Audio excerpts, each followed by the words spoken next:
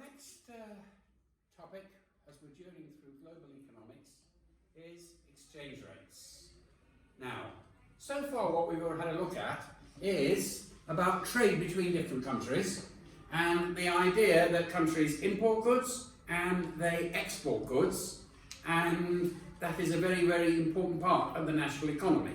As we said, right, in previous sessions, right, that AD, that's aggregate demand, is C plus I plus G plus X take away M, right? Consumers, that the national demand, right, for goods and services is CIG is internal, that's macroeconomics, consumers, investors and government. And also they're foreigners, so that means exports, that's X, minus imports. And we showed in our last session, firstly how important it is, because countries want to export, and also whether they should be allowed to export, or whether there should be barriers to trade, and also with imports, right? That's something we looked at. But now we're going to focus a little bit more on the mechanism of X take away M, right? Because of one particular aspect of foreign trade. That aspect of foreign trade is that when countries, you buy something from another country, they will not accept your currency. For example, if you live here in Israel, right, and in Israel here we deal with shekels. You want to go and do your weekly shopping, you will be charged a bill in shekels. But if you want to take your shekels and you want to travel to Europe, you don't go with sacks full of shekels, because nowhere in Europe takes shekels. For some reason or other, they like euro. So what you're going to have to do first is you're going to have to take your shekels, you're going to have to buy your euro, and then pay whatever you want in euro. That is the basis of exchange rates and why they're important. Because countries, individuals and countries buy goods and services from other countries.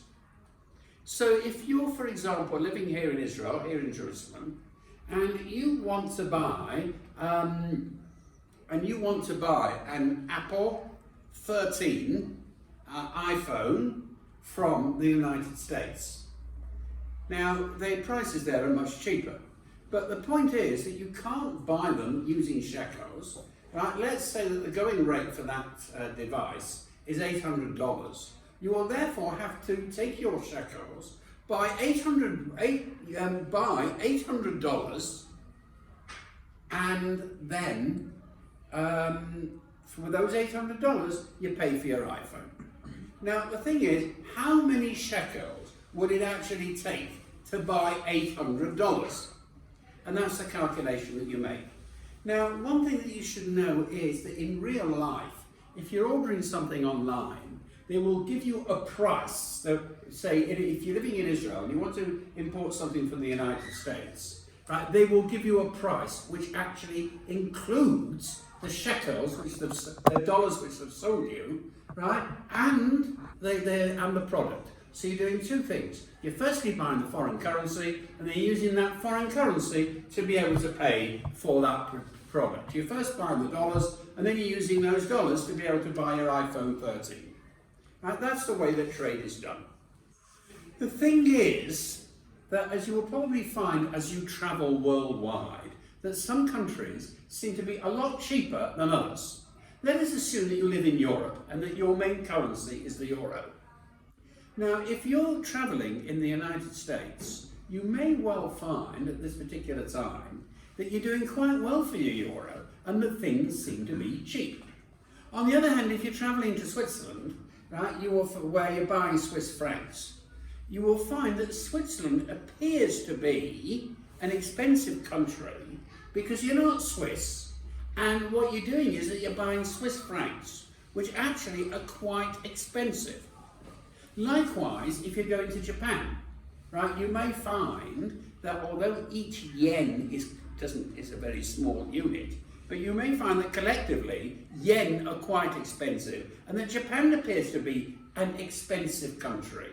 But then if you're travelling to Sri Lanka, where they use Sri Lankan rupees, right, you may find that you're doing quite well and that you can get a meal at the equivalent, a best meal in town, at the equivalent of about $7 US, right, about the equivalent of about €8, of about €6. You can get the best meal in town in Colombo in one of the finest restaurants. Now, it might be very, very expensive for people in Colombo, but what is important is that because you get very good value when you want, when you've got euro and want to buy Colombo, by the way, is the capital of Sri Lanka, right? And you want to buy Sri Lankan rupees, that you get a very generous rate because they're very interested in your currency. They want your euro, okay? So this is the idea. An exchange rate is therefore the cost of a currency, of somebody else's currency, in terms of your currency. And that's the definition.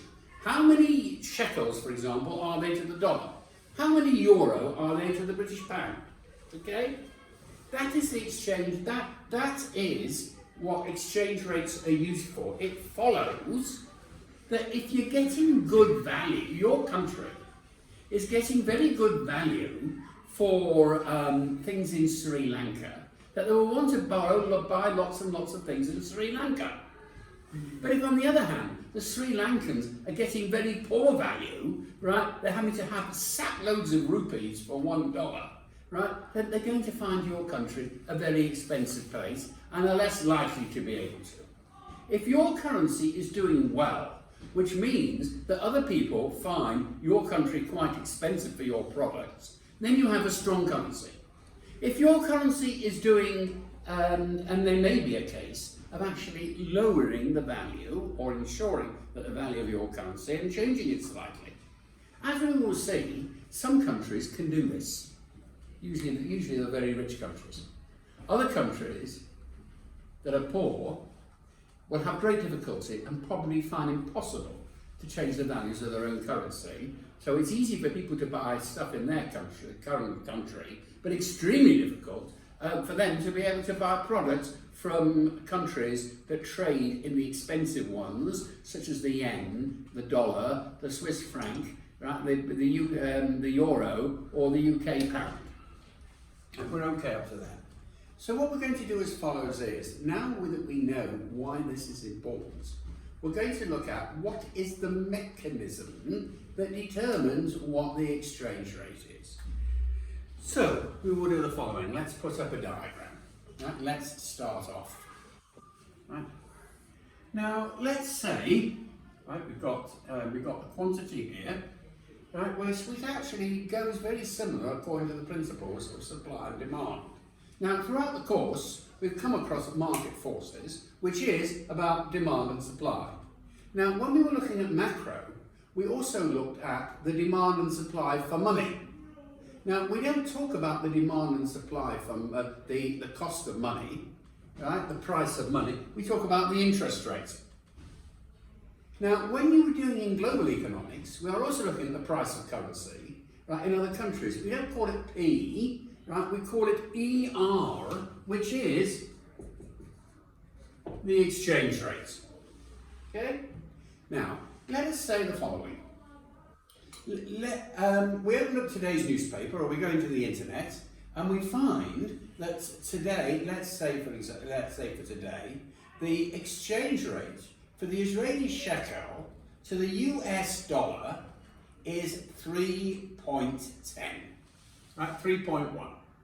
So that, let's just do the diagram. This is the supply of foreign currency. This is the demand. And this is the quantity of US dollars. Okay? That's the quantity of US dollars that's supplied by the market. Now, it is the beginning, ER1, Q1.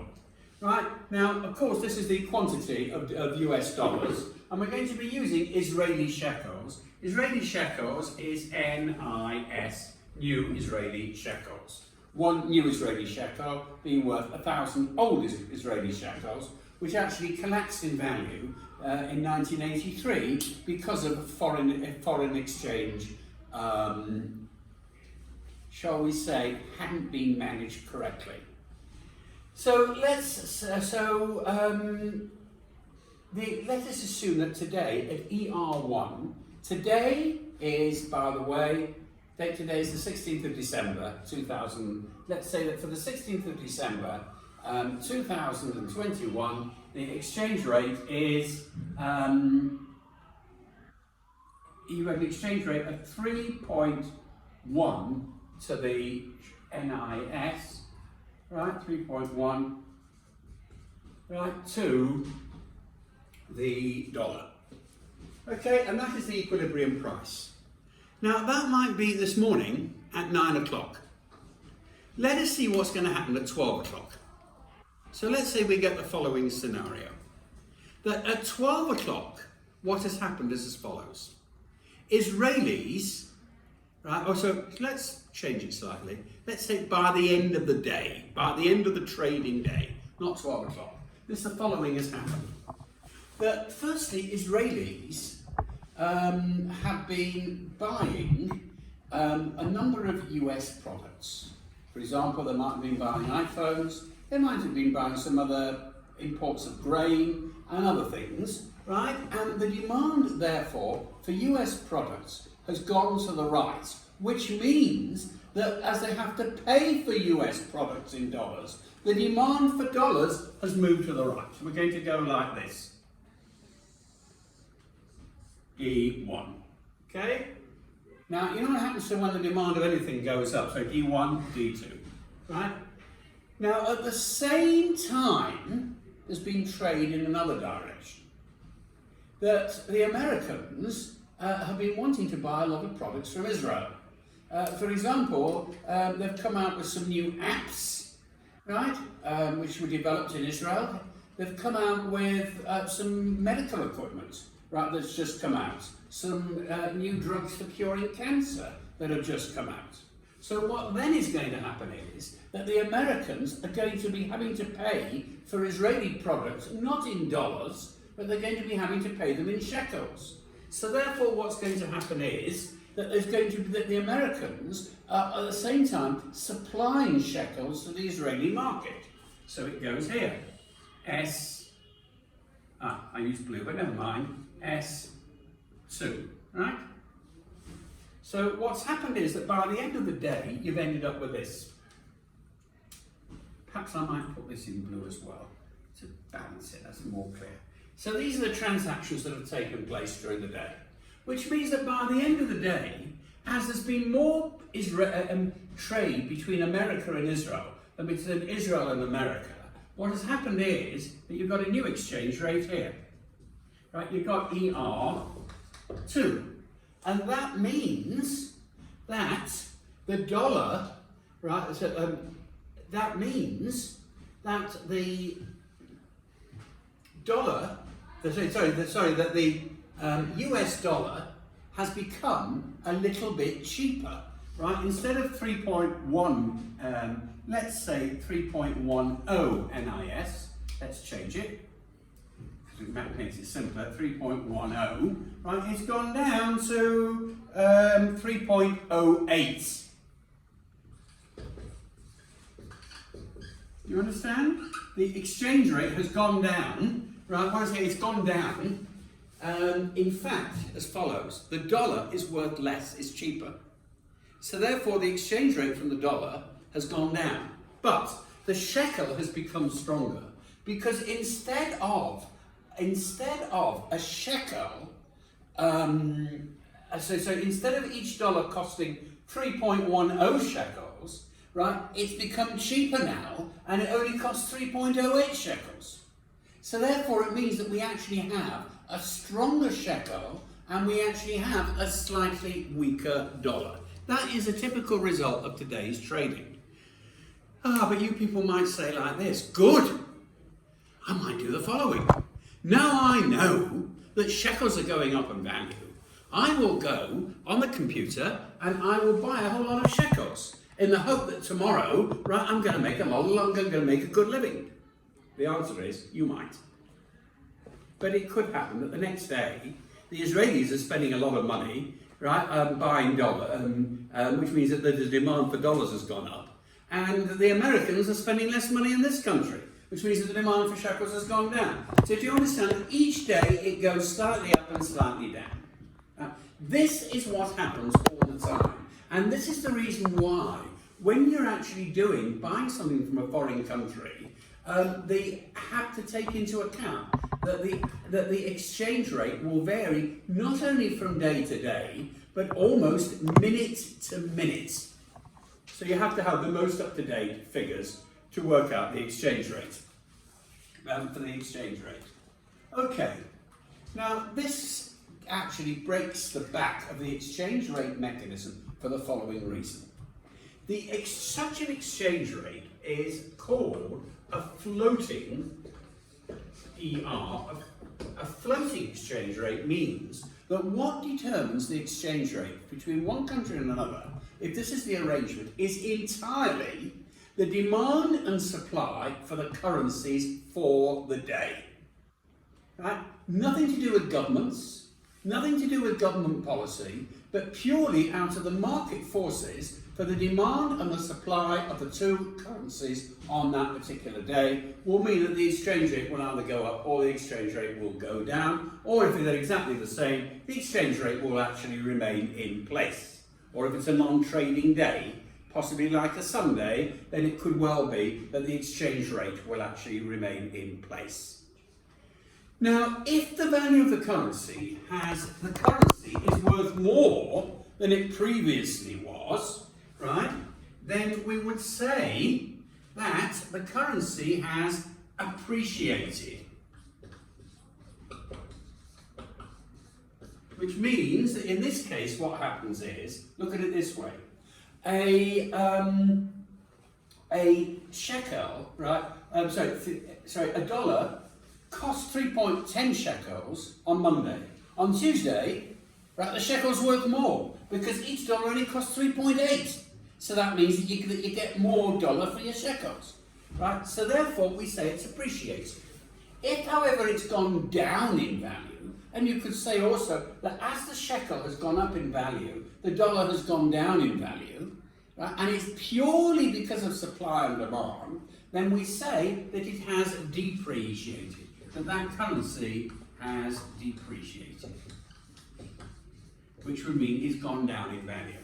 But however, bear in mind, and this contrasts with the next section, that this is only in a situation where what is actually happening is that the government, that the governments do not intervene, and we are dealing with the market prices, or rather the floating prices, because they go up and down, of the two different currencies. We now go over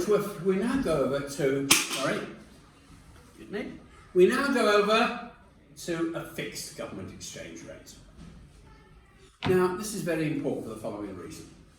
A lot of countries are not very happy about what's happening to their own currency.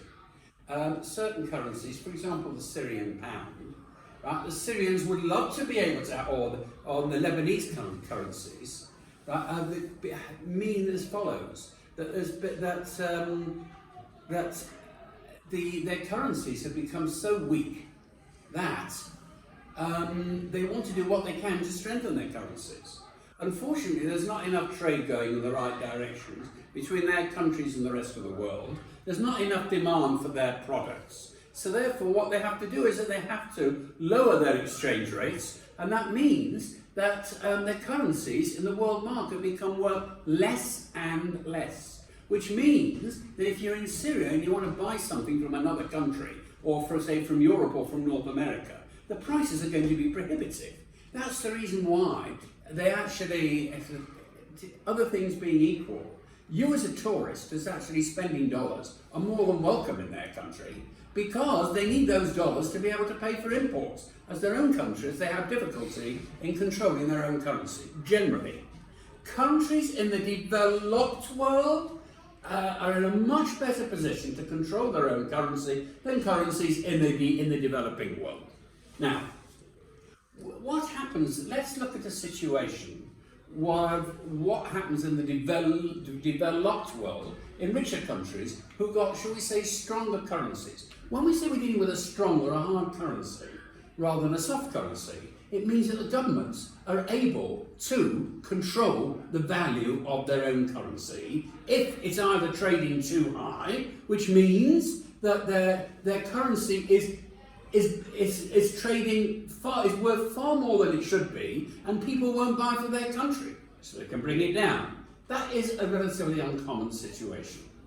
What is far more common is that their currency is trading too low, right? And that means that they can't buy from other countries when they want to. That means that that there can be a case of the government having to step in, if it can, and being able to bring the value of the currency to a rate that actually favours the interest of their own country. When that happens, right, we get what's called a pegged, with a peg, or rather a fixed, right, exchange rate. Right? A fixed exchange rate. In fact, it might be better if I do it in a different colour. Let's do purple. Fixed. Right? A fixed or a pegged, we know when you peg it, right, means that the government don't want the exchange rate to go above a certain level, or don't want it to go below a certain level. For example, many currencies have been pegged to the dollar. Right? If the dollar, right, that they don't want that they want to keep their own currency within a certain range, right, relative to the dollar. If the dollar goes up in value, of course, they want their currency to go up. But otherwise, they want it to trade at a similar rate that it's always been trading with the dollar. And that's called a pegged one. How do countries do it? Well, let's go back to this diagram, except that the different forces, and we will explain the diagram differently, with a fixed exchange rate. Let us assume that the Israelis, right, want the exchange rate to be between here and there. And we'll have another day.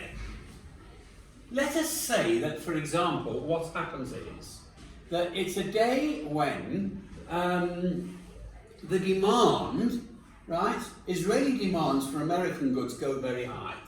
And it goes like this. And let's call that D3. Now, that means that Americans, right, that it's going to be trading at about 3.20. That means that it's too weak. The cost of a dollar is 3.20. What do they have to do? They've got to bring it down. How do they bring it down? If they force it down, the government forces it down, it is not depreciating the currency, it is devaluing the currency. So that's called a devaluation. Right? It has devaluated. Right? Or rather, it's devaluation. If the country do a devaluation, this is what they're going to do. They say, rubbish. It's not a devaluation because they want it to be worth more. So the opposite of devaluation is revaluation. If they want to devaluate their currency, to revaluate the currency and make it worth more, you know what they do? They go into their bank reserves and they take out their reserves from the central bank, which these wealthy countries tend to have, or the better off countries, of euro, of dollars, of pounds, of Swiss francs, right, and of yen, and they actually buy more of their own currency. Right, what they buy more of their own currency, they actually buy shekels with it. So therefore, what they're actually doing is that they are increasing the supply of other countries and buying more shekels, so they get it back to here, to S3. Now, by the time they get it back to S3, right, that could mean that it's gone down from 320, that the cost of dollars has gone down from 320, down to all the way down to 310, back to 310, which means that it is an acceptable price. They're quite happy that it's falling between the limits. If you get the reverse price, which means that that the currency is worth too little, right? Or it's too powerful, and it's trading at, let's say, 3.0, right? And people don't want it at 3.0. You know why? Because if you can buy dollars for 3.0, right, your currency is worth too much, and other people won't buy from you. So we have to change the exchange rate to make it more favourable. What they will then do is they will devalue the currency, which means that they will take Israeli shekels and they will buy lots of other currencies. They'll put more Israeli shekels on the market, and when more of anything is supplied on the market, the value goes down. Now, if this action is taken by the government and they want to reduce the value of the currency, what they are doing is that they are devaluing the currency. They are not depreciating it. Depreciation is only when it comes through market forces. Devaluation is when it comes through government and then central bank forces, right? One of the functions of the bank is to be able to, the central banks, is to be able to, within reason, influence the exchange rate. If it has been influenced by the exchange rate and the currency is worth less, which means that other countries are more than happy to buy from you, or more likely to, then they have devalued the currency. There's been a devaluation. If, however, the country's priorities are that they want to buy more, or, as we will see in a future topic, balance of payments, they want to pay off their debts, then they're more likely to go into revaluing the currency, which means that they're likely to take foreign currencies, right, and increase the demand for shekels. Whatever they decide to do, right, if it is being influenced by the central banks and by the governments, we are talking about a fixed or pegged exchange rate, right, and the forces are either to devalue the currency or to revalue the currency. The reason it's very important is because it gives countries the value, it gives the countries the ability to change the exchange rates according to what suits the policy at the moment. Is their priority to sell as many goods as possible? They're likely to devalue the currency. Is the priority to pay off as many debts as possible? Then they're likely to revalue the currency. However, and just to conclude the point, conclude the topic, this is a rich man's or rich country's game. Poorer countries do not have the huge reserves of cash that richer countries actually have. For example, in Jordan, the late King Hussein put a very big priority of pegging the Jordanian dinar to Western currencies. And as a result, people were confident in investing in Jordan because they knew that whatever the currency they buy in Jordan will be able to hold its value. Right? But a lot of other countries, Syria is a classic example, are unable to control the value of their currency because they don't have these foreign reserves and other facilities, and therefore, right, they are at a big disadvantage because their currency is likely to depreciate, and when their currency is likely to depreciate, it means that they're not able to buy the other goodies that are on offer for the rest of the world. So there we have it, right? To summarise, when you or a country do business with another country, you have to first buy their currency. And that means that you're dealing with the exchange rate mechanism. How much is your currency worth? Those in aggregate, that means in total trade between country A and country B, vary as the amount of demand of goods and services from country A demanded by B, and vice versa from B demanded by A. Right? That's why that they tend to go up and down a little bit during the day. Good. Just one thing to be able to finish with, about trading. One exercise you might like to think about is that try this for yourself. Right? Pick a currency that you like. Imagine you've got $1,000 and then buy some of that currency and see whether it goes up or whether it goes down over the month.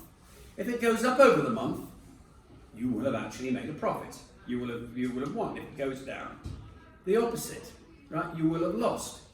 However, it can sometimes help if you have a hint that a devaluation or revaluation might take place, and you could between different currencies, and you can order. Therefore, you can arrange your foreign exchange portfolio accordingly. Thank you very much indeed, ladies and gentlemen.